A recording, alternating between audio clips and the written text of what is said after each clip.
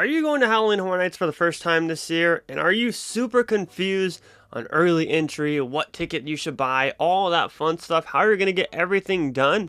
Well, I advise you to stay tuned for the rest of this video as we're going to tell you how to get everything done at Halloween Horror Nights 2023 at Universal Studios Hollywood. Hello everyone, happy spooky season. My name is Scott and you're watching Exploring Attractions, and if you're new here, please hit that subscribe button with those bell notifications on and leave this video a like at the end. If you do enjoy it, help us get to 12,000 subscribers, and if you want to watch HHN content, make sure you're subscribed, like I said, with those bell notifications on, because there is so much content coming this week.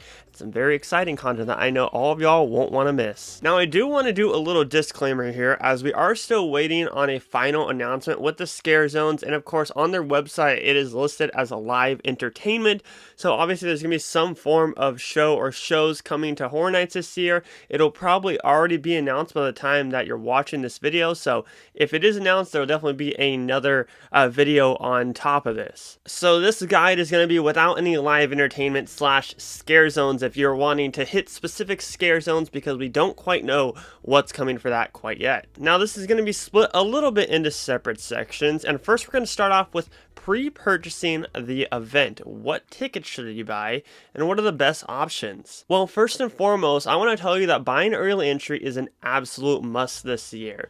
So for years and years, early entry was included with general admission.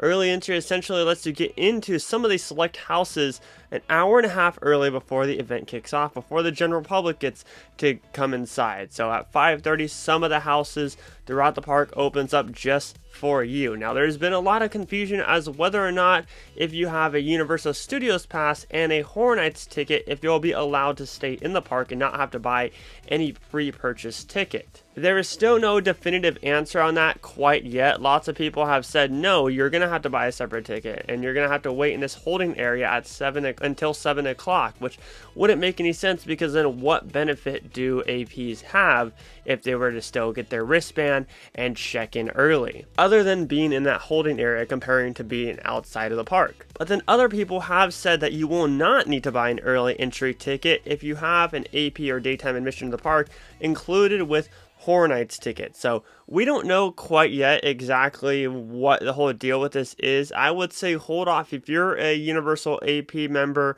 or you're buying a ticket the same day that you're buying a ticket for Horror Nights. I would say hold off until the event day. I know you'll probably miss out on early entry, but just to kind of see exactly how the whole process is going to work. But if you're not buying a ticket to the daytime park and you're not having an annual pass for the daytime park, then it's highly recommended that you buy early entry. It's ranging from $10 to $25, and it's already sold out on opening weekend. So if you're planning a trip sometime this season, definitely buy early entry early.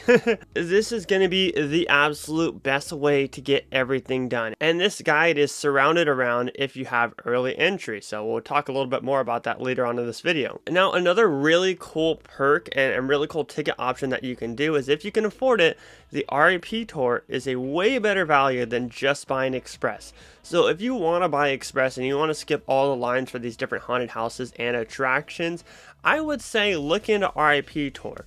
For one-time Express, it's $210 versus $400 average. Obviously, various different nights have more increased prices, but $210 for regular Universal Express, you get to go through the houses one time and select attractions one time, versus $400 for an RIP tour. What is an RIP tour? Well, it's an exclusive private tour. You're in a group with 12 people, and you can make it to where all of you guys have the same group in your party. If you wanted a separate private group, that's going to cost you a little bit more. But if you wanted your friends and stuff to join you on this RIP tour, as long as it fits in that 12 people capacity, then you can definitely do that as well. The RIP tour includes a private tour guide, valet parking, complimentary valet parking, a VIP gourmet dinner, unlimited Universal Express, one-time RIP entry, which is different from Universal Express, and a private trolley to drive you around the different areas. Now, I did say Express versus RIP entry, and with your private tour guide during the time of the tour, you'll get to go in that RIP entry, which is separate from Express. It's actually faster than Express. You literally go right up to the front of the house. It's a short little walk for whatever haunted house that you want to do, and then once you leave the tour and once you don't want to be a part of the tour anymore, you get an unlimited express badge, meaning that you can go in the haunted houses as many times as you want during the time of the event. That's all included in RIP Tour, only $190 more, give or take a few. I think it's definitely worth it compared to just a one-time Universal Express. So if you can afford it, definitely do RIP Tour, and actually RIP Tour includes your admission as well. So anyways, we talked about all the pre-purchasing. Now let's talk about what you're going to do once you actually get to the event. And like I said, this is going to include early entry, and this is just a prediction of what haunted houses will be open during that time based on years prior. Typically it's the soundstage ones and the lower lot ones, and then later on it's the Curious George lot. So going based on popularity on what I think is going to be most popular this year, going to the event many years now and seeing different properties come and go, I think that you should start off your night with none other than Stranger Things during early entry. Stranger Things is obviously going to be very popular, especially since it's a fresh season that we just saw in Stranger Things Season 4. After that, you're going to want to make your way over to the brand new soundstage that we're getting this year in The Exorcist Believer. Every time The Exorcist has been featured at the event, it has been wildly popular. Even in 2021, the wait time for it, even with it being a returning haunted house, was extremely long every single night. So you're going to want to hit Stranger Things and then Exorcist next. Right after that, you're going to want to go to another big name IP in The Last of Us, the popular Naughty Dog game. The Last of Us is another huge IP that's definitely going to be popular. The lower lot is going to be popping this year, and Last of Us can be accessed right as soon as you get off the Star Ride going into the lower lot. So once you hit all three of the lower lot haunted houses, you're going to want to slowly but fastly make your way up to the Curious George lot.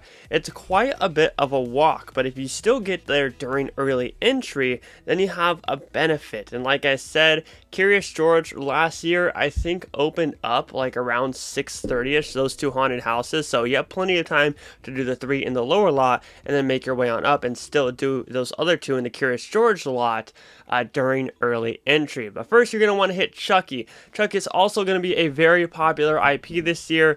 This event's full with popular IPs, so it's going to be a busy year this year for sure.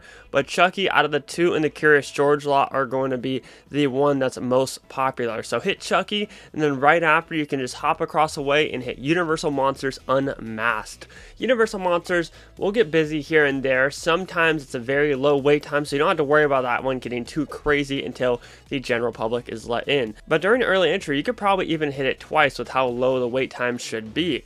But after that, it's going to be probably 7 o'clock. The event's going to open up to everybody, so you're going to want to make your way back up to the main area, the main concourse in the upper lot, where you're going to want to hit Monstros, the Monsters of Latin America. This house is located in the former location of La Llorona in the Parisian Courtyard area. This is definitely going to be a popular one, as well as you have the whole Universal Plaza kind of Latin party going on there. So right after people get drinks and enjoy their time there, they're going to go right into Monstros since it is the closest haunted house to them.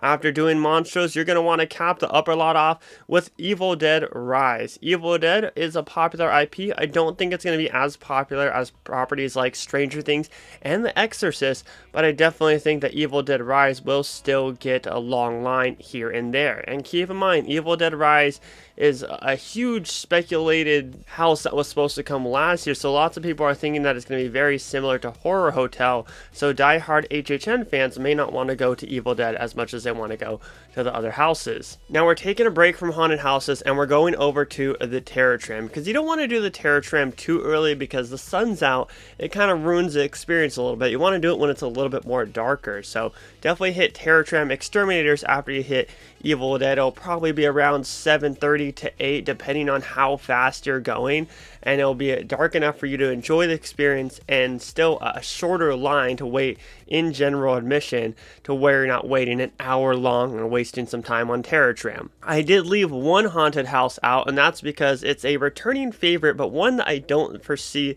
getting very popular this year. And that's Holidays in Hell, way back down in the lower lot, located right behind the Stranger Things soundstage. You're going to want to hit Holidays in Hell last, like I said, because it is a returning maze, so I don't think that this one will be as popular as the rest of the event is, especially with the strong IPs that they have. And by doing all this, you should get done with all the haunted houses if you have early entry by no later than 9 o'clock. If you're going fast, you can definitely do it before 8. It's a bit of a stretch, but if you're going fast, like I said, you can get it done. The way I see it is do everything super quick, be running through everything super quick, and then afterwards you'll have time to relax and be able to walk through your favorites again and wait a little bit in line for them again. So definitely keep the pace going super fast when you first get there, so that way you can get everything done.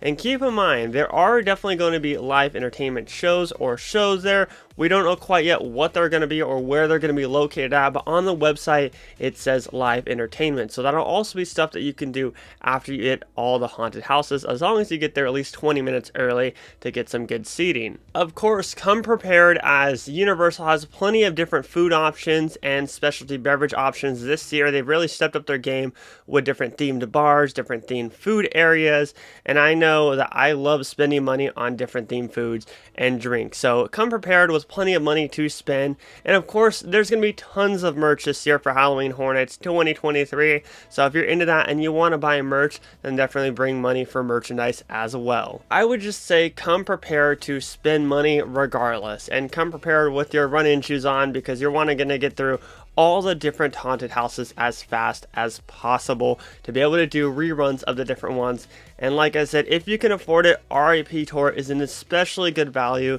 especially since you get Unlimited Express. They feed you, you get valet parking, you get your ticket paid for. I mean, it all covers itself. I want to know down below in the comment section, do you think that there's a different way to do the event this year? And if so, let us know your order that you're going to go in down below in the comments section. But as for today's video, that's going to wrap it up. Your HHN 2023 survival guide. My name is Scott, and if you're new here, please subscribe with those bell notifications on and help us get to 12,000 subscribers, and leave this video a like if you did enjoy it. Positivity is key, and most importantly, remember to keep exploring. Peace out, everybody.